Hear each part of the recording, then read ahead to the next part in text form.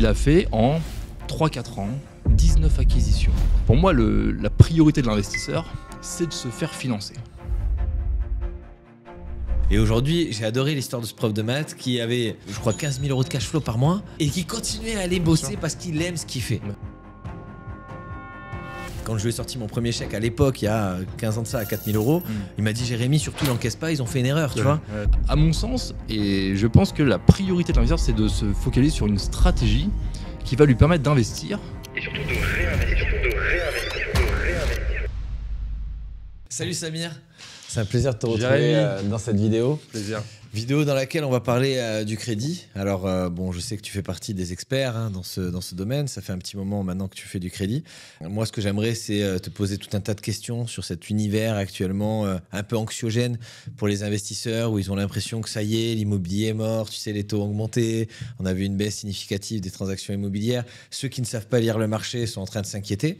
Toi qui es là dans le crédit depuis un petit moment, j'aimerais déjà que tu te présentes et puis que tu nous dises un petit peu... voilà, je vais te poser plein de questions. Ouais, avec plaisir. Donc moi, oui, je suis financier, autrement dit courtier en prêt immobilier. Alors moi, je suis dans la partie depuis 8 ans quasiment maintenant. Donc d'abord en gestion de patrimoine, donc du côté conseil. Et puis en fait, rapidement, donc je suis devenu courtier pour financer mes propres clients au départ en gestion de patrimoine. Ouais. Donc ce qui était une activité qui était accessoire en fait à la première que j'avais.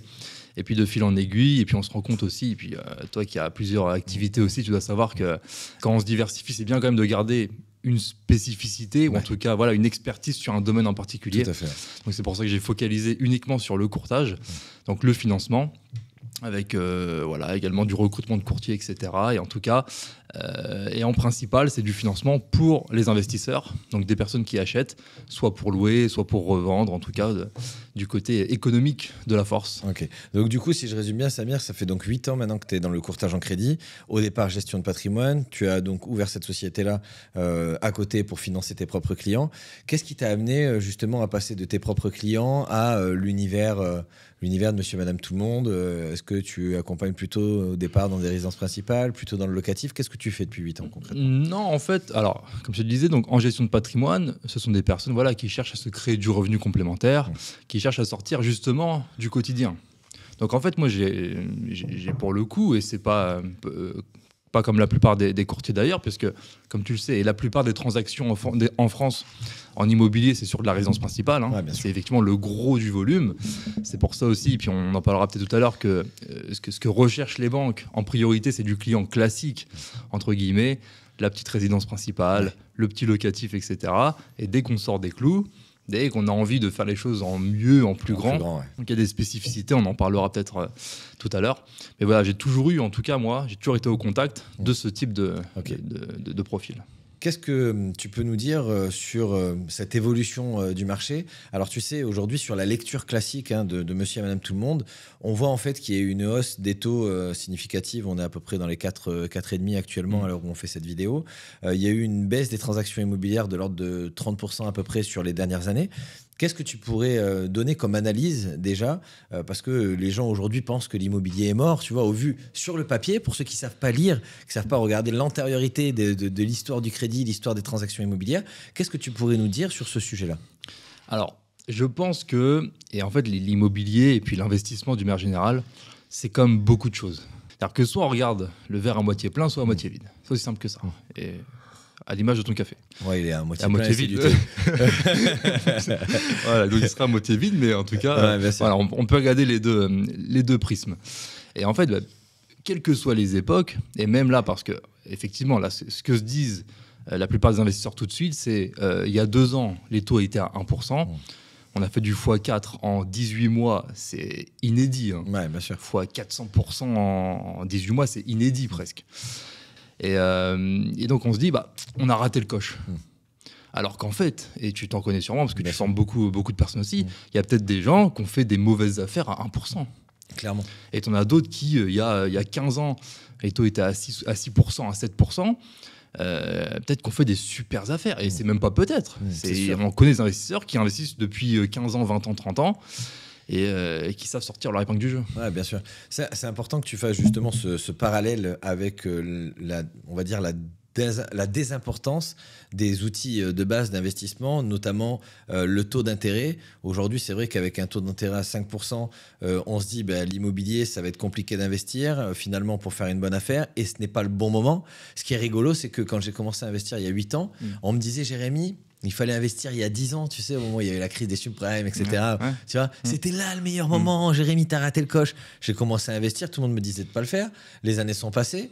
Aujourd'hui, on me dit putain, mais Jérémy, mais toi, t'as investi au bon moment, le moment où les taux étaient bas, etc. Et en fait, j'ai l'impression que c'est jamais le bon moment. Tu vois, qu'est-ce que tu pourrais dire justement à ces personnes qui, tu les écoutes, c'est jamais le bon moment d'investir? Non, voilà, on revient sur le fait du verre à moitié vide ou à moitié plein. Typiquement, et bon, disons que je vais parler pour moi, mais j'ai une population d'investisseurs qui est très variée. Ça va de celui qui commence à investir, son premier bien, son deuxième, son troisième, et puis d'autres qui en ont 40, 50, 60. Et à chaque fois, comme tu le sais, on en reparlera aussi, donc chaque financement a ses spécificités. Bien sûr. Au départ, d'abord sur du nom propre, puis après sur du professionnel, etc. Mais en fait, alors, le discours, et pour répondre à ta question, c'est plus on parle avec des personnes expérimentées, plus elles regardent le bon côté des choses.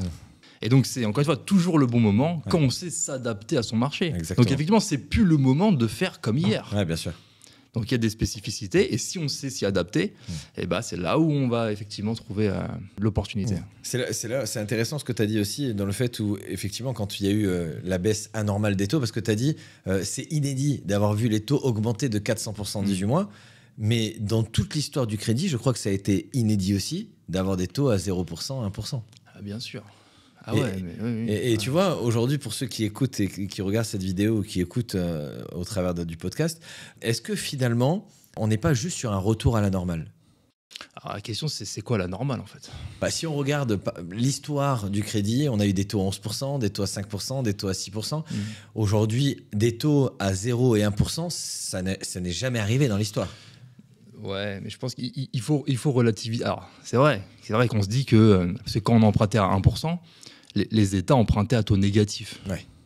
Donc, c'est vrai que si on parle de logique, c'est-à-dire, moi, je vais te payer pour que tu viennes chercher un crédit. C'est inédit, quoi. Je te rends un service, entre guillemets. On est d'accord. Et en plus, je te paye pour le rendre, ce service. Donc, en fait, il faut juste sortir. Faut comprendre que, bon, on va pas refaire peut-être pas toute l'histoire du crédit immobilier, mais ça fait un certain temps quand même qu'en fait, l'argent n'est plus adossé à quelque chose de tangible, à aucun matériau. Autrefois, effectivement, on va pas faire long là-dessus, mais les crédits étaient adossés à des matières premières, de l'or, des choses, des matières premières. Aujourd'hui, c'est plus le cas. Donc, il n'y a plus en soi de logique. Clairement. Ce qu'on appelle de la monnaie fiat aujourd'hui, c'est-à-dire qu'on imprime de l'argent et c'est tout, quoi. Quand on fait un crédit immobilier, on appuie sur un bouton, on crée de l'argent. Donc, alors, au-delà de parler de l'aspect normal ou pas normal, c'est que chaque période, il s'agit de s'y adapter. Et pour en revenir à ta question, du coup, c'était... Je ne sais plus la question que je t'ai posée. C'était, oui, est-ce que finalement, on n'est pas sur un retour à la normale? C'est-à-dire que, aujourd'hui, les taux sont à 5%, mais avant cette baisse anormale des taux, on était déjà à 5%. Est-ce que finalement, on ne revient pas juste à la normale? Ouais, on peut dire ça comme ça. On peut dire ça comme ça. Donc, il faudra voir. Donc, aujourd'hui, les taux sont à 4. On va dire, allez, 4,5 en moyenne France. Un peu plus sur du professionnel, mais on va dire, allez, 4,5 pour du particulier. Effectivement, donc on revient sur ce qui se faisait il y a à peu près 10 ans. En fait. Alors, pour aujourd'hui, pour les personnes qui regardent cette vidéo, etc., la plupart de mon public, ce sont des personnes qui sont dans leur premier investissement immobilier ou dans leurs premiers investissements immobiliers.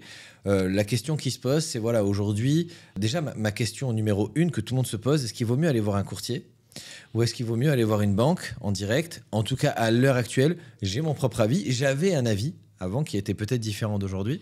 Quelle est aujourd'hui, pour toi, la meilleure façon de faire? Alors, objectivement, parce que moi j'ai une partie courtage et j'ai une partie qui est au-delà du courtage. Donc juste pour resituer, et puis mon but c'est pas de faire de la propagande du tout pour le courtage, c'est vraiment d'avoir cet avis plus objectif possible pour l'investisseur. Honnêtement, je pense que déjà il est important de se former, premièrement. Super important de se former pour savoir justement si c'est mieux d'aller voir un courtier, de ne pas aller voir un courtier. Et c'est pareil pour les calculs de rente. C'est déjà, même si on délègue une partie gestion, puis on en parlera peut-être tout à l'heure, c'est bien de savoir où on met les pieds. Alors, pour répondre à ta question, courtier ou pas courtier, je pense qu'il s'agit d'aller voir déjà quelqu'un qui a une appétence pour l'investissement immobilier. Et honnêtement, ce n'est pas le cas ni de la plupart des courtiers, ni de la plupart des banquiers. Donc allez voir en priorité surtout quelqu'un qui connaîtra l'investissement immobilier, qui saura vous donner précisément une capacité d'emprunt qui soit bonne. Donc effectivement, si vous tombez sur un bon courtier qui connaît l'investissement immobilier dans le locatif, bien sûr. Qui ne passe pas son temps à faire que de la résidence principale. 35% et basta. Voilà, 35%. Et puis on ne sait pas calculer les futurs loyers. Parce qu'évidemment, quand on investit en immobilier, on va venir inclure dans nos revenus professionnels d'aujourd'hui les futures rentrées locatives. Donc il s'agit bien sûr de prendre en compte cette chose-là. Et aussi parce que et j'imagine que les investisseurs, en tout cas quand on se lance dans l'investissement locatif, c'est pas pour investir une fois ou deux. Et donc l'idée, et je pense, et on en parlera également peut-être, c'est de savoir en achetant le premier bien, comment est-ce qu'on va acheter les suivants. Bien sûr. Ça c'est super important, bien sûr. Dans la vision de départ, on est full focus dans son premier investissement LMNP, loueur meublé non professionnel.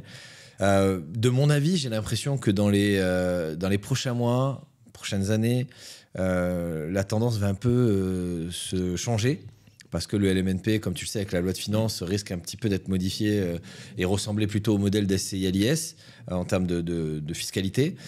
Et je pense derrière, il y a certainement une volonté, j'ai l'impression en France, de tout ramener à la société, tu vois ce que je veux dire, à l'investissement en société, et finalement à squeezer un petit peu les modèles qui existaient avec des pseudo-niches fiscales, comme si on essayait peut-être, tu vois, de pas d'équilibrer, mais comme si en fait on voulait squeezer toutes les parties sur lesquelles on pouvait effectivement profiter d'un avantage d'amortissement, dotations amortissement. De l'autre côté, ne pas le subir sur la plus-value, d'avoir une plus-value des particuliers sur un modèle où normalement, entre guillemets, on ne devrait pas l'avoir puisqu'on a quand même amorti. Quelle est la vision pour toi du meilleur investissement dans les prochains mois, prochaines années? Alors, d'ailleurs, j'aimerais bien avoir ton avis, savoir là aujourd'hui en nom propre si toi tu commencerais par du meublé ou pas d'ailleurs, justement avec les évolutions qu'il va y avoir. Je pense qu'il faut vraiment garder les choses très simples en fait. L'investisseur, encore une fois, c'est souvent quelqu'un qui a sa vie, qui a son travail de son côté et qui investit en parallèle. Donc si à chaque fois, voilà, l'idée, voilà, c'est vraiment, je pense, de simplifier le modèle pour investir. Alors pour la plupart, en tout cas, je parle pour mes clients, ils décident de commencer en nom propre par du meublé, longue durée, parce que fiscalement, c'est ce qu'il y a de mieux. À ce jour, oui. En tout cas, à l'heure où on se parle. Et puis c'est là où aussi on a les meilleures rentabilités. Enfin, on a de meilleures rentabilités que sur du nu, quoi. Sans avoir toute la gestion de la LCD. Mais ça, j'aimerais bien en tout cas avoir ton avis, là-dessus. Je pense qu'il faut vraiment, il faut distinguer les choses. C'est-à-dire que pour moi, évidemment, alors je serais peut-être pas plus objectif là-dessus. Pour moi, la priorité de l'investisseur, c'est de se faire financer.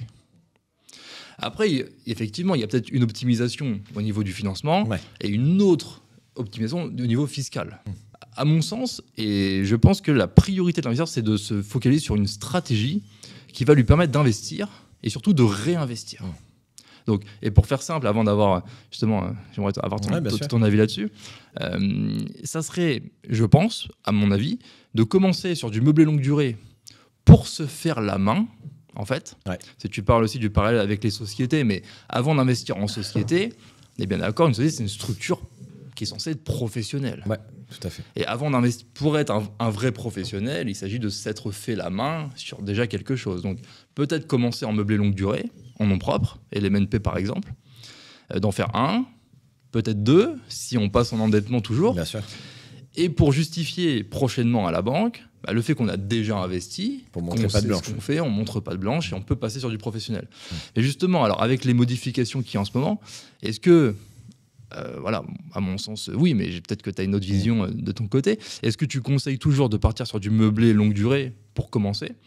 Que c'est toujours pour toi à la fois un équilibre en termes de renta et de fiscalité? J'aimerais bien ton avis là-dessus.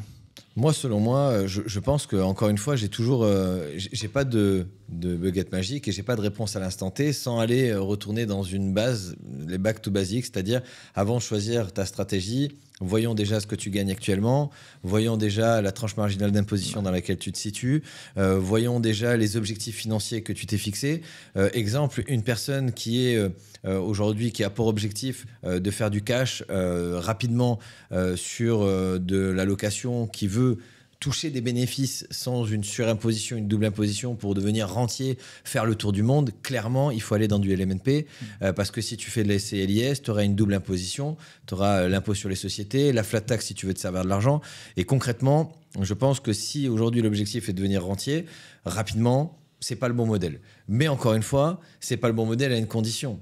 La condition, c'est que le foyer fiscal génère plus d'argent que les 23 000 euros.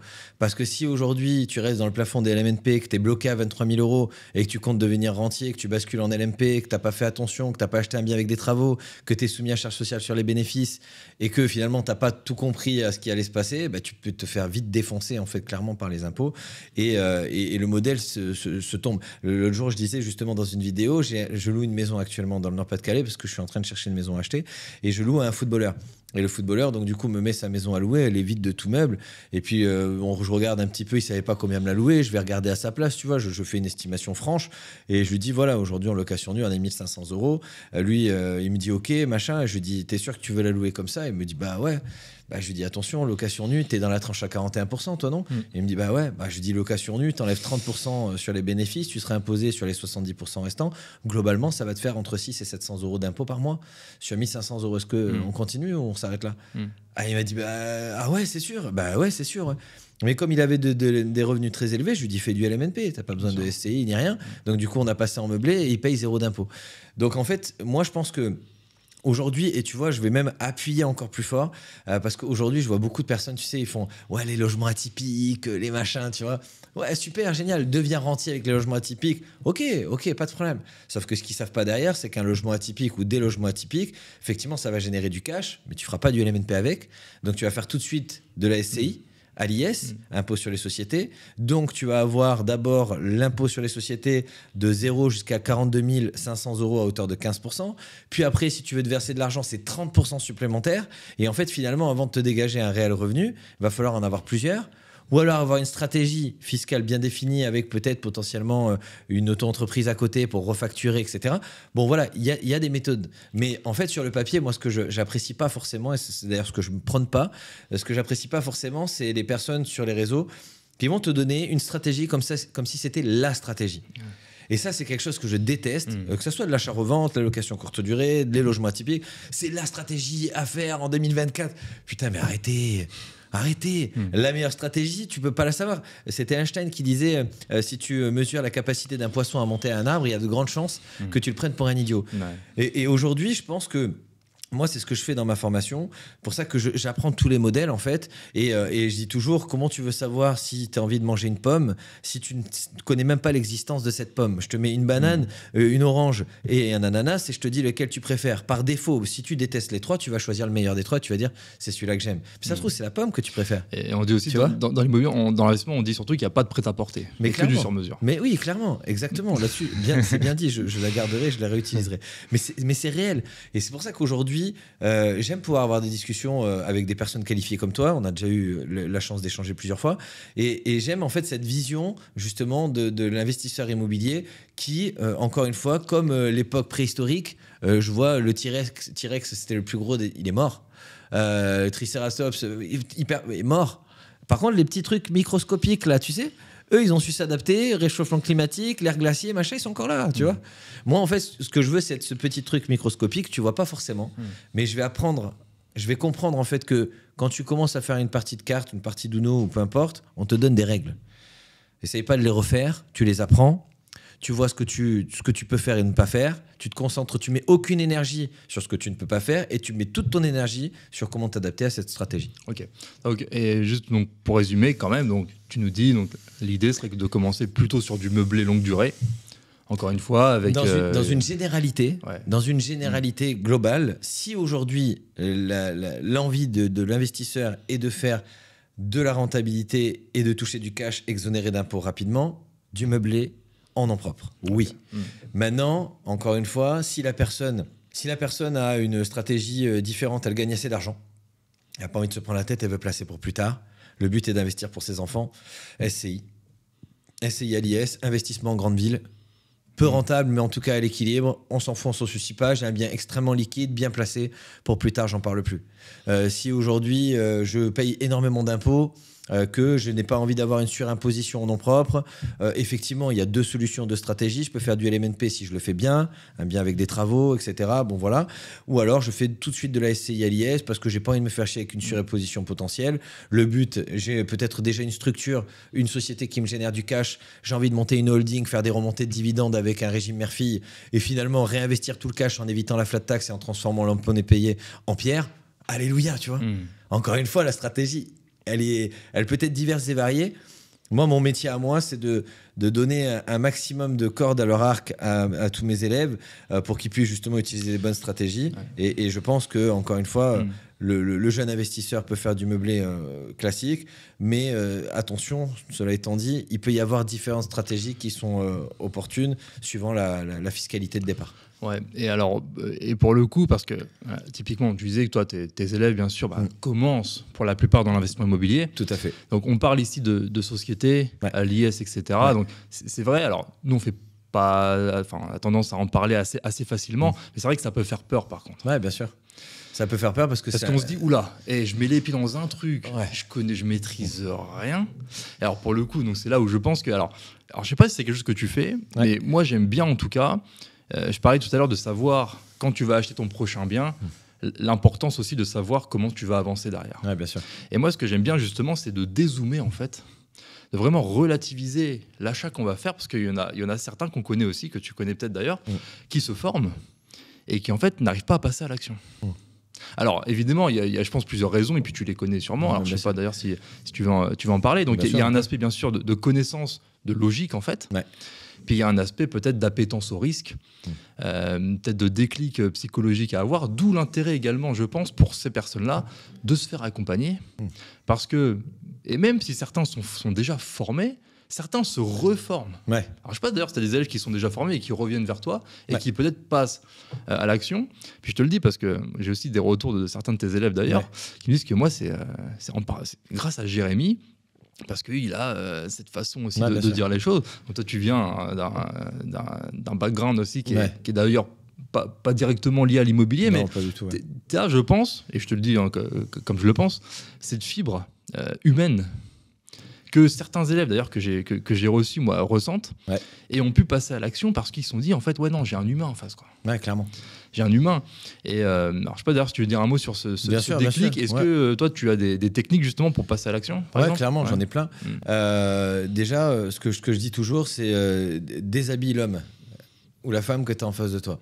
Qu'est-ce que je veux dire par là? C'est que il faut remettre les choses en place. Le banquier, quand il sort de la banque, c'est un être humain. Il rentre chez lui, il a peut-être des problèmes de famille, peut-être des problèmes de santé, peut-être des problèmes d'argent. Peut-être que lui aussi, il n'arrive pas à emprunter. Non, mais tu vois le délire? J'ai des clients d'ailleurs qui sont banquiers. Ouais, non, mais... des clients banquiers qui sont banquiers à titre perso, qui viennent me voir pour un financement. Tu vois. Donc déjà, c'est de désacraliser tout ce qu'on peut avoir comme, comme règle de base.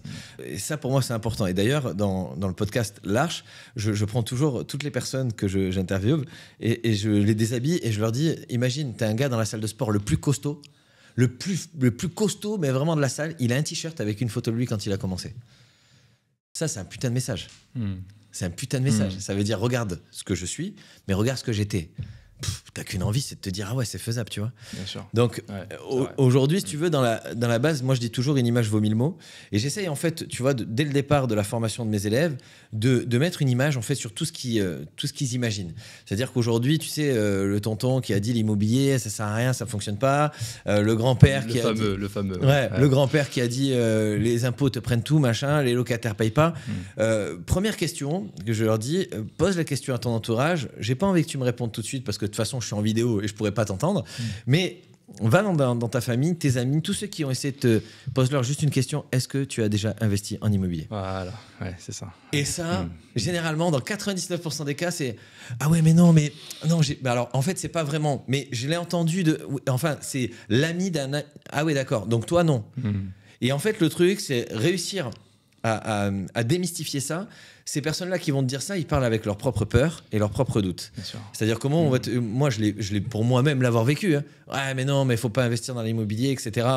C'est trop dangereux. Et d'ailleurs, ce que je fais dans certains lives que je fais, etc., je leur dis au tout départ, je leur dis, voilà, écoutez ce qui va se passer. Je vais passer 1 heure, 2 heures avec vous et je vais vous expliquer et vous démontrer que l'immobilier, c'est une bonne chose. Il est possible que pour la moitié, voire plus de la moitié d'entre vous, qu'à la fin de ce live, vous hésitiez encore à passer à l'action. Par contre, aujourd'hui, je suis la même personne. Je vais passer 5 minutes à vous dire l'immobilier, c'est mort, il ne faut pas investir. Vous allez me croire sur parole. Ouais, quelle est la différence entre les deux? Quelle est la différence entre les deux? Je suis la même personne. La seule chose qui a changé, c'est que il y a un Jérémy qui va vous pousser en dehors de votre zone de confort et il y a un Jérémy qui vous dit en fait, vous avez raison, restez dans votre zone de confort, ne bougez pas. Ne prenez pas de risques, il n'y a pas de souci. Et donc finalement, le fait justement déjà premièrement de les aider à visualiser ça, de se rendre compte que eux-mêmes, c'est leur propre peur et leur propre schéma qui les empêche d'avancer, déjà c'est une bonne chose. Et la deuxième chose, j'aime bien prendre des exemples de la vie de tous les jours, des exemples tout bêtes. Première fois que tu embrasses cette fille ou ce garçon, tu sais, moi je sais, la première fois que j'ai embrassé une fille, j'étais devant le collège. Ça remonte. Hein. Et puis tu sais que tu vas là. C'est l'heure de faire le bisou. Tu vois. Tu t'es donné presque appréhension. L'appréhension, tu t'es imaginé le truc. La peur. Je me dis de quel côté faut tourner la tête. Première chose. Après, je me dis de quel côté faut tourner la langue. Et bien souvent, ça fait. Tu sais, ça fait un truc bizarre. Tu mets dedans, ça fait. Et tu te retournes. Et là, tu te regardes et chacun se rebarre de son côté. C'est pas le meilleur moment, quoi. Non, tu vois. Et chacun se barre de son côté, tu vois. Et je pense que, tu vois, le fait de prendre des exemples de la vie de tous les jours, ça permet aux gens de se dire ah ouais putain ouais j'ai déjà vécu ça. Et je prends un autre exemple, première fois que tu montes dans le bus, mais c'est vrai que ça t'as l'impression que tout le monde te regarde. C'est des exemples qui parlent en fait, tu vois. C'est vraiment qui parlent, quoi. Et c'est la même chose quand tu passes à l'action, la première fois c'est jamais la meilleure de toute façon. Et pourquoi le seul rapport entre les deux, c'est que ça soit la première fois que t'embrasses cette fille, ce garçon. J'aime bien l'exemple de la voiture aussi, tu vois, où tu montes dans la voiture première fois. Alors les mains à 10h10, alors il y a un rétro à gauche, un rétro à droite, un rétro au milieu. Pour passer les vitesses, attention, il y a le pommeau de vitesse, pédale de gauche, donc l'embrayage, le frein, l'accélérateur. Si jamais vous voulez tourner, clignotant, attention, piste cyclable, priorité à droite. T'es dépassé. Et aujourd'hui, comment tu roules? Tranquille, ça va quoi la forme? Voilà. C'est ça, parce qu'effectivement, au début, on se focalise sur les trucs qui sont pas les plus importants finalement. Exactement. Et juste pour rebondir là-dessus, c'est une question d'entourage qui est hyper importante. Parce que d'une part, donc pour revenir à ce que tu disais, donc le tonton, le machin qui a jamais rien fait et qui va te donner son avis, il faut savoir qu'on sera jamais jugé par quelqu'un qui fait mieux que nous. Ouais, bien sûr. Clairement. Ceux qui vont te dissuader, ceux qui vont te déconseiller des choses, etc., qui vont voir encore une fois le verre à moitié vide, parce que je pense que ça va être le fil conducteur ici. C'est des gens qui font moins, qui ont des peurs. Et je sais pas où est-ce qu'on va avec des peurs, mais on va pas très loin, quoi, généralement. Quoi. Clairement. Ça, c'est le premier truc. Et puis, alors, peut-être que, et c'est peut-être ton cas d'ailleurs, je sais que c'est ton cas d'ailleurs, l'idée, c'est de changer son entourage à un moment. Alors, pas de se forcer à le changer, mais peut-être c'est de demander conseil à des gens qui ont déjà fait, des gens qui baignent dans ce qu'ils parlent, voilà, qui savent exactement de quoi ils parlent, et au quotidien. Ouais, il ne s'agit pas d'aller voir le mec qui a fait son dernier investissement il y a 5 ans, il y a 10 ans. Quoi. Ouais. Moi, en tout cas, quand je parle de crédit, et puis on en reparlera peut-être un petit peu des conditions de crédit aujourd'hui, des trucs qu'on fait tous les jours. Tous les jours, des demandes de prêt. Tous les jours, on est au contact des nouveaux taux, des nouvelles grilles de taux, de qui fait quoi, combien d'apports, qui finance mieux qu'aujourd'hui, parce qu'effectivement, les politiques bancaires changent, etc. Et donc, il y a une question d'entourage.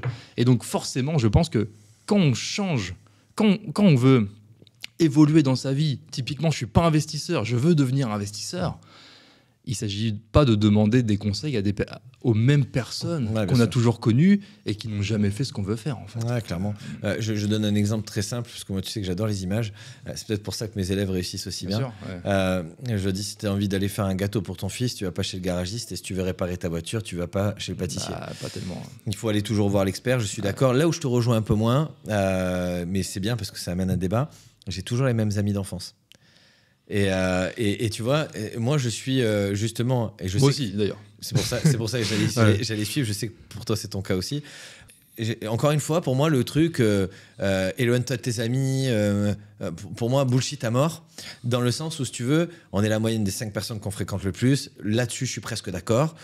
Sauf que aujourd'hui, tu peux aussi devenir cette 5e personne qui va aider tes amis à devenir quelque chose d'autre, tu vois. Et moi, aujourd'hui, ça a été mon cas dans mes amis, qui sont tous extraordinaires, qui aujourd'hui, quand j'ai décidé de partir dans mon investissement immobilier, etc., alors bien sûr, je suis passé par toutes les étapes. Ah, tiens, voilà le rentier. Ah, bah alors, t'es pas encore multimillionnaire, etc. Mais sauf qu'aujourd'hui, mon père me disait, ne deviens jamais la personne que tu détestes ou que tu as détesté. Donc, si hier, effectivement, j'étais critiqué, je n'ai pas aimé ça, déjà, premièrement, il me faut de l'empathie et de la compréhension. Qu'est-ce qui se passe dans la tête des des gens à ce moment-là pour qu'ils soient comme ça. Tout simplement, ils n'ont pas les bonnes armes, ils n'ont pas été habitués. Et puis quand tu as quelqu'un qui gagne, comme mon père, 1800 balles en fin de carrière, enfin il n'a pas été jusqu'à sa fin de carrière, mais bref, quand je lui ai sorti mon premier chèque à l'époque, il y a 15 ans de ça, à 4 000 €, il m'a dit Jérémy, surtout l'encaisse pas, ils ont fait une erreur, tu vois. Tu vois ce que je veux dire. Donc aujourd'hui, on a nos croyances limitantes. Si dans ton... quelque chose que je dis à toutes les personnes qui écoutent cette vidéo, qui la regardent, si dans ton entourage, personne ne gagne plus de 2 000 € ou 2 500 €, si personne n'a jamais investi, si personne n'est entrepreneur, que tu n'y crois pas, que tu penses que ce n'est pas faisable, c'est normal. Mais à culpa. C'est normal, tu n'as pas été équipé pour. Dans ta normalité, dans ton monde, si jamais tu n'as jamais été à la plage, que tu n'as jamais connu la plage, si un jour on te dit la plage ça existe, tu diras c'est pas possible. Dans ma famille, personne ne m'a jamais parlé de la plage, jamais personne n'a été à la plage, et toi tu me dis qu'il y a une plage qui existe, ça veut dire que moi je me pèle les couilles, je vais faire du ski toute ma vie, et tu me dis qu'il y a du sable, il y a des palmiers, il y a de l'eau chaude. Ah ouais. Ben, premier truc, c'est le rejet. Je ne peux pas accepter l'information parce que je ne suis pas équipé pour, je rejette. Et deuxième pas, après être formé, c'est l'acceptation. Mais encore une fois, c'est par la découverte. Oui, voilà, évidemment. Hein. Je dis pas de changer d'amis. Hein. J'ai pas eu ça. Donc, on ne parle pas de la partie perso, proche, cercle proche, clairement. Etc. On est bien d'accord là-dessus. Par contre, voilà, quand on veut effectivement changer de milieu, il s'agit de rentrer dans un écosystème. Dans l'écosystème de ce milieu. D'aller voir les bonnes personnes. Ouais, tu disais régulièrement qu'au départ, tu avais fait des séminaires. Ouais, beaucoup. Évidemment. Mais comme, enfin, voilà, c'est l'idée aussi, quand même, voilà, de s'investir dans ce qu'on fait. C'est compliqué de devenir investisseur. Clairement. De changer, comme tu le dis bien. Ouais. J'ai toujours vécu comme ça. Mon entourage, mon cercle proche, ma famille, ils sont dans une telle façon de penser. Bien sûr. Et puis alors pour le coup, et là où je veux vraiment, parce que il y a aussi des croyances limitantes sur les profils, les personnes qui peuvent devenir investisseurs. Moi, je parle encore avec des gens qui pensent que quand je dis que j'ai un client qui en 2-3 ans a acheté 20 appartements, on me dit ouais d'accord, et sa famille sinon ils ont combien d'appart, tu vois, ah ouais d'accord, et son père il en a donné combien, etc. Et honnêtement et franchement, j'en ai formé des milliers, donc on peut en être surpris ou pas. 95%, si ce n'est franchement quasi la totalité des investisseurs que j'ai, ils se sont fait tout seuls. Ouais, clairement. Je suis d'accord. Et on a des exemples. Et vraiment pour dédramatiser, quelqu'un moi qui est devenu assez pro, on échange très régulièrement ensemble, quelqu'un qui avait un CDI, a toujours été salarié. Pas le plus bas salaire, mais moyen. 2004. 2003-2004. Ouais.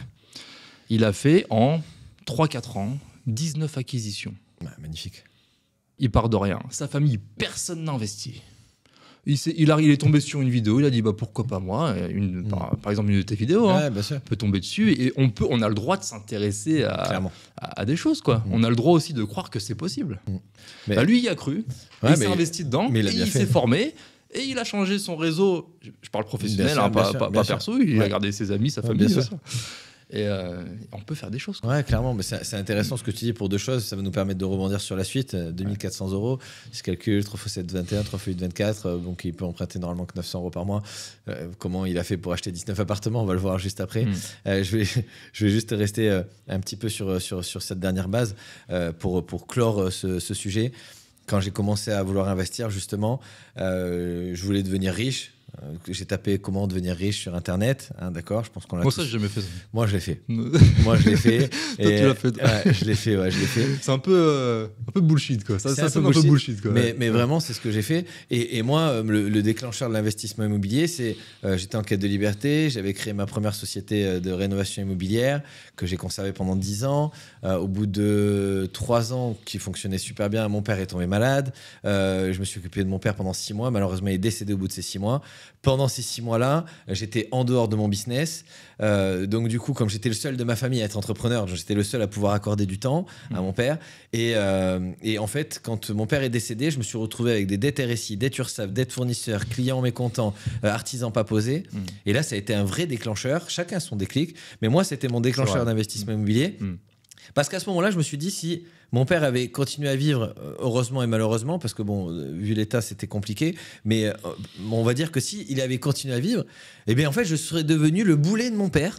C'est-à-dire, pour que je m'occupe de lui, il aurait fallu qu'il me paye pour que je sois à son chevet. Tu vois ce que je veux dire? Ça a été un vrai déclencheur et je me suis rendu compte que à tous les salariés, je vais m'adresser à tous les salariés, à tous les entrepreneurs, à tous ceux qui se lèvent le matin pour gagner de l'argent, tant que ta présence est requise pour gagner de l'argent, tu seras un pas de la pauvreté. Clairement. Aujourd'hui, et c'est là où j'ai adoré le système et le modèle de l'investissement immobilier, c'est-à-dire que tu vas prendre un crédit, tu vas acheter un bien immobilier, tu mets un locataire à l'intérieur de ton bien immobilier et c'est lui qui rembourse ta dette et en plus tu gagnes de l'argent. Aujourd'hui, aucun autre système ne te permet ça. Et c'est d'ailleurs pour ça que je connais des dropshippers, je connais des gens qui font de la crypto-monnaie, je connais des gens qui ont des business digitaux. Tous et sans exception, quand ils font du bénéfice, ils le foutent où? Dans la pierre. Le système le plus stable qui existe au monde, la pierre. Le système le plus solide et le plus périn dans le temps, la pierre. Aujourd'hui, tu peux gagner de l'argent de manière exponentielle dans d'autres business beaucoup plus rapidement que l'immobilier. Pourquoi? Parce que c'est extrêmement instable. Mais finalement, une fois que tu as gagné cet argent-là, où c'est qu'ils le foutent tous, sans exception, dans la pierre. Et finalement, quand on a compris ça, quand on a compris le système et le modèle, rappelez-vous qu'à part la pierre, pour moi, selon moi, encore une fois, ou un business qui est full automatisé, il n'y a aucune chose au monde qui vous permet de pouvoir dormir en gagnant de l'argent. Aucun. Ouais. Pour moi, il n'y a rien de mieux que l'investissement immobilier. C'est pour ça que j'ai commencé par là. Mon déclencheur a été purement émotionnel. Quand j'ai découvert que j'étais sur Internet, j'ai regardé les gourous de l'immobilier, on va les appeler comme ça, puisqu'aujourd'hui j'en fais partie, dans la façon dont on observe aux yeux d'un débutant. Le premier qui te raconte « Oh, t'achètes de l'immobilier à crédit, tu gagnes de l'argent tous les mois, tu gagnes de l'argent toute ta vie, tu payes pas d'impôts. » Le deuxième aussi, le troisième aussi. Et puis mon père me disait toujours une autre phrase très, très sympathique. Il me disait, je te le refais en simple, on avait un gars, quelqu'un qu'on connaissait, et en fait tous ses voisins c'était des cons. Ah, lui c'est un con, il passe la tondeuse à un voisin, lui il fait toujours la fête. Mais il y a grand chance si t'es entouré que de cons, que le con ça soit toi, tu vois. Peut-être. Hein. Tu vois ce que je veux dire, et finalement, je voyais tellement de cons qui racontaient que l'immobilier c'était génial et qu'on gagnait de l'argent avec. Je me dis, s'il y a quand même un paquet de cons à le raconter, peut-être que le con c'est moi. Et là je me suis dit, tiens, je vais aller. Bien, pas mal ça. Ouais. Tu vois, je vais y aller m'intéresser, tu vois. Et j'ai acheté un premier bouquin. Et d'ailleurs, je vais raconter rapidement la première achat de formation. Et après, on va passer à ces 35%. J'étais sur la plage avec ma femme. J'étais en train de lire un bouquin qui était, sans lui faire de la pub, d'Olivier Seban. Tout le monde mérite d'être riche. Pour te dire que c'était vraiment ce que j'ai tapé. Parce que son bouquin s'appelait comme ça. Et je suis tombé sur son bouquin. D'ailleurs, bravo à lui parce qu'il a dû en attraper beaucoup comme ça. C'était pas la meilleure formation forcément que j'ai faite aujourd'hui, même si je critique pas son produit parce qu'il a certainement évolué. Mais en fait, grâce à ce livre, j'ai pu découvrir les préceptes réels de l'investissement immobilier et surtout, j'ai pu découvrir sa formation. J'étais à la moitié du livre. Ce qu'il m'a raconté, ça m'a percé. Je me suis dit, mais si vraiment c'est possible et que je suis encore en train de me crever le cul tous les jours à aller au boulot et que finalement la porte exit, c'est la retraite, putain, mais quelle horreur. Il y a vraiment après, il y a une porte de sortie avant.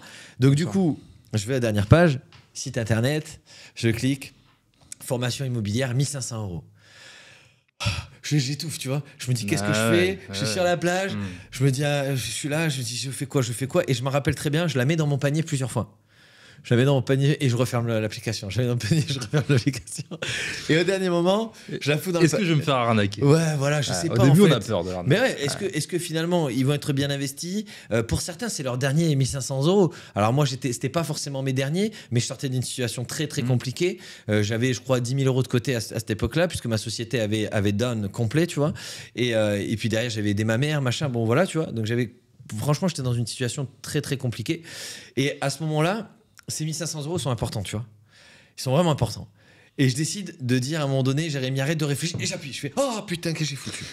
Ouais, mais voilà, passage à l'action. Ouais, passage à l'action. Ouais. Et finalement, cette première formation, encore une fois, il y a un gars que j'ai rencontré sur les réseaux. Enfin, j'ai vu sa phrase sur les réseaux. Il a dit, le plus important, c'est pas de savoir là où tu vas, c'est de sortir de là où tu es. J'ai adoré cette phrase parce que le fait justement d'acheter cette formation, ça ne me permettait pas forcément d'aller là où je voulais parce que je ne sais rien savoir où je voulais aller. Par contre, ça me permettait de mettre un pied en dehors de là où j'étais, là où je me sentais pas bien, là où je me sentais pas en sécurité parce que financièrement c'était compliqué, parce que je voyais pas de retraite, parce que je voyais pas forcément d'avenir, que j'avais peur, si demain il arrivait quelque chose à ma mère, de pas pouvoir l'aider. Et finalement, j'arrivais à sortir, à m'extirper un petit peu. J'ai découvert cette formation. J'ai été à un premier séminaire où j'ai rencontré plein de personnes de divers horizons, des jeunes, des vieux, même un prof de maths qui avait 45 ans, qui sur scène racontait qu'il avait une vingtaine d'appartements et qui continuait à aller bosser. Et je trouve qu'en fait, ça encore une fois, c'est un dernier message que je vais passer. Moi, je critique pas le salariat. Je suis pas pour les entrepreneurs. Je suis pour les gens heureux. Et aujourd'hui, j'ai adoré l'histoire de ce prof de maths qui avait, je crois, 15 000 € de cash flow par mois. Et qui continuait à aller bosser parce qu'il aime ce qu'il fait. Bah oui. Donc ça, c'est un message important à faire passer en tout cas. Et de se laisser le choix. Ouais, laissons-nous le choix. Et moi, regarde, par exemple, j'ai rebondir sur pas mal de trucs, mais moi, j'ai créé un groupe privé d'investisseurs professionnels et certains qui sont salariés, qui ont 30 ans, tu les croises dans la rue, monsieur, madame, tout le monde, ils ont 20 appartements. Donc ils vont au boulot parce qu'ils aiment bien ça. Clairement. Ils y vont, mais alors, tranquille. Mais ouais, c'est ça. Plus de pression financière. Et ouais. C'est pas anxiogène. Ouais. Quand tu faut s'imaginer peut-être. Ouais, clairement. Aller au boulot. Ah, il faut le projeter, c'est clair. Aller au boulot, mais parce qu'on a envie d'aller au boulot. Ouais, clairement. Pour le côté social, c'est pas naturel. Hein. C'est pas naturel. Hein. Sur le papier. Je vais au boulot parce qu'il faut. Ouais. Ah, c'est terrible. D'avoir la chance de se lever par choix et pas par obligation, le paradigme, il est complètement changeant. Ouais. C'est plus du tout la même chose. Mais il faut... Et puis, je pense qu'il y a un truc qui va résumer, c'est... comment dire, laissons-nous l'opportunité et d'avoir le choix et de croire que il existe, il existe de l'argent, on a le droit de gagner de l'argent. Bien sûr. Et moi j'ai une image, donc je te disais tout à l'heure que j'ai commencé en gestion de patrimoine. Ouais. Je suis arrivé, j'étais le gamin de la boîte, j'avais 24 ans, moyenne d'âge 50 ans. Donc j'ai pas peur de dire j'ai appris la vie en fait à ce moment-là. Donc des gens qui ont baigné dans l'investissement immobilier toute leur vie. Et pour te dire à quel point aussi on a le droit d'aller voir d'autres horizons, c'est que en gestion de patrimoine, tu sais que y a des produits qui sont plus ou moins rentables, certains moins rentables que d'autres. On va pas les critiquer dessus. Non, parce que ça existe et parce que non, ça encore une fois, il y a des gens qui sont très contents d'investir au travers de gestion de patrimoine. Et il y a des très très bons gestionnaires de patrimoine. Hein, donc, bien sûr. Encore une fois, il y a la généralité et puis il y a le reste.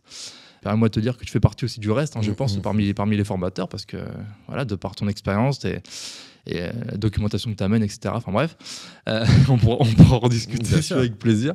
Mais ces personnes-là, qui pour certains, parce que là on va revenir dans le contexte d'aujourd'hui, les taux qui montent, notamment beaucoup de promoteurs qui sont en difficulté. Hein. Il y a vraiment une certaine catégorie dans l'immobilier, notamment dans le neuf, qui sont en grande difficulté. Ouais, donc c'est des gens qui remettent pas mal de choses en question. Ouais. Et pour te dire, ils ont fait 20 ans, 25 ans dans l'investissement, immobilier et autres. Quand je leur dis aujourd'hui qu'il existe des formations et qu'il existe de l'immobilier qui est en cash flow positif, ils ne me croient pas. Ouais. 20 ans qu'ils bossent dans l'investissement. Ouais, clairement. Mais c'est hallucinant. Ouais. C'est-à-dire qu'on peut être dans l'erreur très longtemps en étant un professionnel, entre guillemets, de l'investissement. Ouais, un professionnel d'une branche. C'est terrible. C'est ça qu'il faut rappeler. C'est que c'est une branche. Courtier en crédit, c'est une branche. Banquier, c'est une branche. Investisseur immobilier, c'est une branche. Investisseur immobilier dans le neuf et dans la promotion ou en locatif, c'est une branche. On peut pas aujourd'hui regarder dans la médecine. Tu as des professionnels du nez, des yeux, des oreilles. Oui, c'est un médecin, mais il a sa spécialité. Et tout ça pour dire que vraiment, laissons-nous l'opportunité d'être curieux. Clairement. D'aller voir ce qui se fait. On voit, et pour le coup, on va pas dire le contraire, sur les réseaux sociaux notamment, on voit de tout. Il y a du bullshit, il y a du vrai. Bien sûr. Mais il y a du vrai. Bien sûr. Et c'est pas parce que sur la vidéo, c'est marqué sponsorisé que c'est du bullshit. Ouais, clairement. Allons voir plus loin, renseignons-nous sur la personne, mais c'est important. Ouais. Parce que moi, je me mets à la place de quelqu'un qui n'a jamais investi. Je tombe sur une vidéo à toi, et moi, ma personne, alors que là, et j'apprécie d'autant plus le contenu que tu fais, parce que tu as fait ce que tu dis, tu accompagnes des milliers de personnes, donc à un moment, voilà, c'est factuel, à un moment, là, les faits sont là. Mais le Samir d'il y a 10 ans, je te cache pas, aujourd'hui, je tombe sur une vidéo à toi, c'est marqué sponsorisé, non, investissez, machin, vous allez gagner de l'argent. Vas-y, next. Mais parce que moi, en plus, typiquement, je vois une pub, ça me saoule déjà. Ouais, bien sûr. Et encore aujourd'hui. Sauf si c'est une jolie fille. Ça dépend. Enfin bon, voilà, l'idée est bien sûr de rester curieux Ouais, clairement. Laissons-nous l'opportunité de croire que c'est possible. Renseignons-nous, ça mange pas de pain. Ouais, T'achètes un livre à 15 balles, tu le lis jusqu'au bout, Mm. tu prends 3 heures plutôt de faire autre chose. Voilà. Ouais, clairement. On regarde et puis il y a peut-être de belles choses derrière. Que ça soit de toute façon le bon ou le mauvais, je dis toujours ne jamais mettre son bonheur dans les mains de quelqu'un d'autre. Donc il faut toujours, quand quelqu'un vous dit ce modèle c'est celui qu'il faut suivre, allez-y, ne lui faites pas confiance, vérifiez. Et si une personne vous dit c'est de la merde, faut pas le faire, ne lui faites pas confiance, vérifiez. On n'a qu'une vie, hein, d'accord, il faut passer à l'action et toujours aller vérifier la véracité des propos. Et si jamais vous avez un minimum envie de vous extirper de votre situation, bougez-vous le cul. Moi, c'est dit comme ça. Voilà. Là, c'est réglé. Du coup, on va revenir sur Ouais. l'histoire. Mm. Donc, 20 appartements, 2400 euros. Alors, d'un côté, il y a ceux qui vont dire ouais, mais c'est normal, 2400 euros. Reprenons le contexte tout de suite. Je vais prendre mon téléphone, il est où? Il est là. Hop. Je prends mon téléphone. On va le prendre ensemble parce que je ne suis rien sans mon téléphone. C'est important. Donc, du coup, là, j'ai pris mon téléphone. Si je comprends bien, si la personne gagne 2400 euros par mois, d'accord, on va dire qu'à 35%, il peut emprunter à peu près 900 euros. C'est ça. OK. Donc, je vais faire. 840. Bon, j'ai pris 900, d'accord. J'ai pris 900 sur 25 ans, ça nous donne exactement, je ne sais pas si on le verra à la caméra, je pense que je le ferai apparaître, ça nous donne, avec les taux actuels sur 25 ans, 152 443 euros. Comment cette personne a pu faire, avec une capacité d'emprunt de 152 443 euros, avec 900 euros, pour acheter 20 appartements? Vous avez 4 heures. Non, pas besoin. Et je vais résumer ça. Ouais. C'est-à-dire que lui n'en avait aucune idée déjà. Ouais. Il savait même pas déjà. Il savait même pas combien il en voulait, il savait même pas ce qui était possible. C'est-à-dire qu'il a commencé par en acheter un. Bien sûr. En fait, pour en acheter 20, la solution c'est d'en acheter un. Première marche. Voilà. Deuxième marche, c'est de se dire, s'il y a un mec comme ça qui existe, alors je tiens à dire, hein, je tiens à mon métier, c'est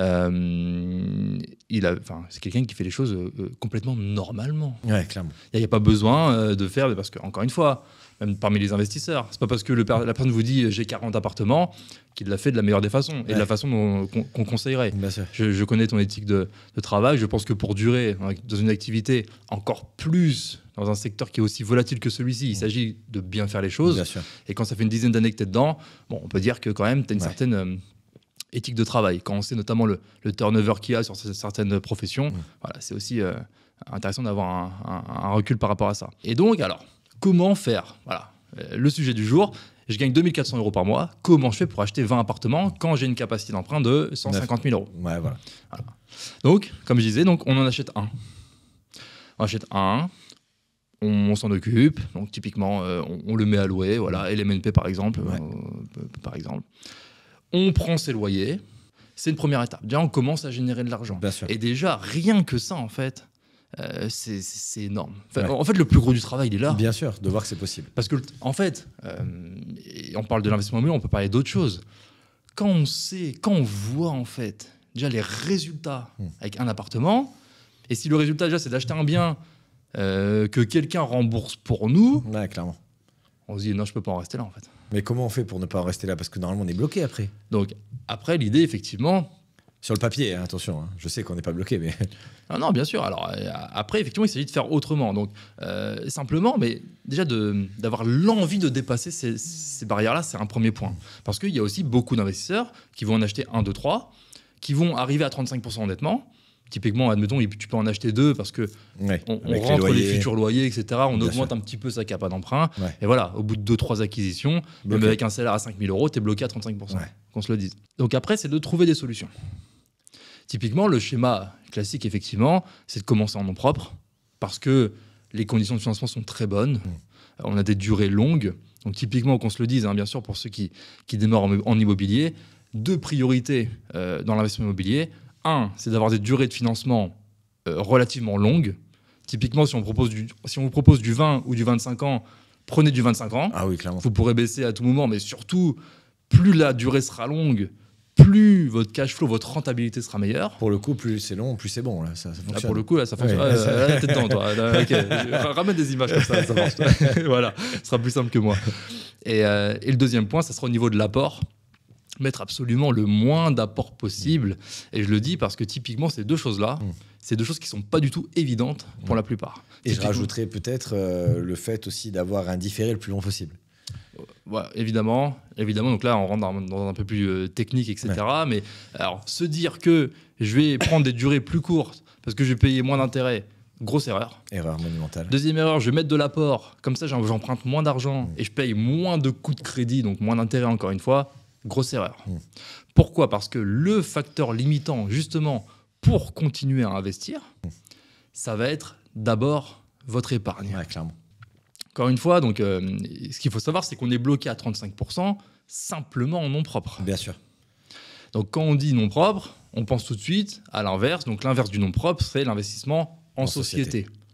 Et donc, effectivement, sur du financement professionnel, on peut, dans certains cas, dépasser le cadre du HCSF, même si, et je le dis parce que certains vont nous dire, oui, mais moi, je voulais faire une SCI à l'IS, et même en SCI à l'IS, on me parle de l'endettement des 35%, etc. Ça dépend du banquier, ça dépend de plein de choses. Sachez que de toute façon, la seule façon de continuer à investir en immobilier, c'est de passer en société. Et les seuls blocages qu'il peut y avoir derrière, effectivement, c'est l'humain que vous allez avoir en face de vous. Et donc, c'est là où il s'agit de savoir ce qui est possible de ce qui ne l'est pas. Ouais. Donc, effectivement, de se former, de savoir que c'est possible et ensuite de trouver les solutions pour continuer à investir. Donc, si je dois résumer, parce qu'on arrive un peu à la fin de ce podcast, je pense qu'on fera une V2. Si aujourd'hui, je comprends bien, les bases, c'est se former pour apprendre et comprendre l'intégralité du marché immobilier, éviter d'écouter son entourage qui est non formé et qui n'a pas les compétences ni les connaissances pour pouvoir nous guider. Troisièmement, de pouvoir justement apprécier un départ d'investissement en nom propre, mais de comprendre que très vite, si on veut dépasser les 35%, il sera mieux de partir sur des sociétés. Et que malgré l'investissement en société, effectivement, on a pu entendre parler du fait que même si c'est la société personne morale qui emprunte, la personne physique étant cautionnaire, normalement, doit être observée pour l'investissement, mais que il y a de nombreux banquiers, aujourd'hui, heureusement d'ailleurs, qui ont une vision beaucoup plus professionnelle des choses. Quand je dis professionnelle, c'est pas que les autres ne le sont pas, mais je parle d'une vision professionnelle de l'investissement immobilier qui, eux, sont en compétence de pouvoir nous accompagner en dehors des 35%. Et j'en profite, et c'est justement la beauté de l'investissement immobilier, et surtout quand on arrive à un certain niveau. Parce que ce qu'il faut savoir, c'est que ça peut être contre-logique, enfin, ça peut être illogique pour certains. Typiquement, on dit que plus on est exposé en banque, donc plus son endettement augmente. Bien sûr. On peut se dire plus ça va être compliqué à investir. Ah oui. Attends, j'ai déjà 10 ans en cours de crédit, qui va me prêter pour encore réemprunter ? C'est l'inverse. Et c'est exactement ça. Ouais, clairement. Parce que typiquement, après, on a affaire à effectivement des personnes qui sont professionnelles en face. Ouais. Et donc, il y a une relation purement commerciale avec son banquier. Il y a un gap à passer. Il y a un gap à passer. Donc, le plus compliqué, c'est même pas de commencer. Non, c'est entre les deux. C'est de continuer. Ouais, c'est ça. Quand on est trop gros pour des petites banques, et ça, on pourra en parler justement, trop gros pour des petites banques et pas assez pour des banques qu'on va appeler des banques privées, qui là, pour le coup, une facilité déconcertante à appuyer sur le bouton à financer. Et je pense que, par contre, et ça serait intéressant qu'on en discute justement, vraiment de dézoomer, de voir qu'il existe tellement de niveaux derrière. Voir qu'il y a des personnes qui font des millions d'euros de bénéfices, etc. Mais non pas pour se comparer, mais pour vraiment dédramatiser. Et ouvrir le champ des possibles. Et ce qu'on fait au quotidien, et éviter peut-être de chercher le mouton à 5 pattes, dire je veux faire le meilleur investissement dès le départ. C'est une erreur parce que sinon je vais être bloqué en endettement. Pas du tout. Vous serez bloqué que si vous ne commencez pas, si vous ne pouvez pas montrer patte blanche à la banque pour continuer effectivement à investir en immobilier. Avant de terminer cette vidéo, alors vous l'aurez compris, le but c'est vraiment de désacraliser la problématique bancaire, de vous faire comprendre que l'investissement immobilier est loin d'être mort. On va faire une V2 justement pour parler des coulisses, de comment justement aller chercher les partenariats après, parce que tu vois, c'est comme pauvre, riche, au milieu, tu vois, on peut très vite retomber dans la pauvreté, mais c'est très compliqué aussi également de partir dans la richesse. On est en fait bloqué, stagné, comme si on était, tu sais, aux portes du purgatoire, et on attend en fait. Et le plus dur en fait de comprendre, c'est qu'il ne faut pas attendre. Il faut en continuer en fait à aller chercher les solutions. Il y a forcément dans chaque nouvelle étape de nouvelles difficultés, aller ouvrir les portes des banques privées qui, effectivement, on est un peu trop petit pour eux, trop gros pour les banques classiques, on n'arrive plus à se faire comprendre, on ne trouve plus l'interlocuteur, et bien encore une fois, il y a un nouveau step. Il faut aller chercher le nouvel interlocuteur, avancer. Et là où j'ai bien aimé ce que tu as dit sur la fin, c'est le plus important, c'est de se lancer, de commencer par le premier investissement. N'essayez pas d'anticiper les problèmes. Si aujourd'hui vous commencez maintenant en vous demandant comment vous allez pouvoir enchaîner les investissements, il y a de fortes chances que vous ne vous lanciez jamais parce que vous allez mettre devant vous un mur, bâtir parpaing par parpaing, un mur de problèmes qui va faire que vous n'allez jamais vous lancer step by step. D'abord le premier investissement, apprenez, comprenez, appliquez, réussissez et après on verra en suivant. Et je pense que la dernière chose que je voulais appuyer, c'est que justement sur ce premier investissement et sur le fait que vous ayez du mal à vous lancer, essayez tout simplement de comprendre que c'est logique au départ d'avoir peur, c'est logique au départ de ne pas avoir ça de manière naturelle. Rappelez-vous que personne n'a fait du vélo en montant sur le vélo tout de suite, en enlevant les pédales, etc. On commence d'abord par ramper, quatre pattes, marcher, monter sur une trottinette potentiellement et après faire du vélo avec des petits trous, puis après directement sans les roues. Je pense que c'est une image qui est bien. C'est ça. Et encore une fois, savoir comment est-ce qu'on fait pour manger un éléphant. Une bouche à la fois. On est bien d'accord. Bon, merci à tous en tout cas d'avoir été présents dans cette vidéo. Et où c'est qu'on peut te retrouver, Samir, sur des réseaux peut-être? Les réseaux sociaux, Instagram, okay, Samir. Super, on mettra tout ça en dessous de cette vidéo. Merci beaucoup pour cet échange fructueux. J'espère qu'on aura donné motivation et envie à toutes les personnes qui ont regardé cette vidéo. En dessous de cette vidéo, si bien sûr vous souhaitez aller plus loin, vous retrouverez également un petit cadeau de ma part. Mais bon, voilà, je vous en dis pas plus. Si vous êtes motivé, vous cliquez juste en dessous. C'est pas très loin, hein, voilà. Et enregistrez, partagez à tous vos amis qui vous diront qu'il ne faut pas investir dans l'immobilier.